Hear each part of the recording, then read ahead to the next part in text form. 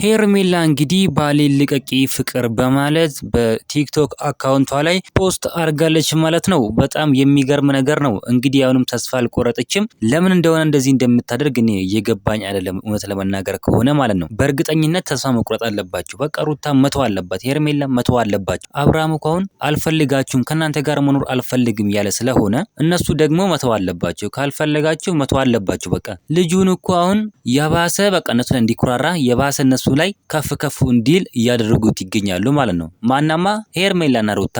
ስለዚህ በቃ እነሱ ቢተውት አብርሃምን ማናገር ቢተው፣ አብርሃም ጋር መደወል ቢተው፣ ከአብርሃም ጋር ግንኙነታቸውን ቢያቆሙ በእርግጠኝነት አብርሃም መጥቶ ይለምናቸዋል በእርግጠኝነት ማለት ነው። እነሱ ግን ምን ያደርጋሉ? በየሄደበት በየሆቴሉ በየካፌው በምኑ እየሄዱ ይለምኑታል። አብርሃም ደግሞ ይሄንን አግኝቶ ነው ይጫወትባቸዋል፣ ገና ይጫወትባቸዋል። አብርሃም ደግሞ እንደዚህ ማድረግ የለበትም። ምንም ቢሆን እህት አለው እናት አለው።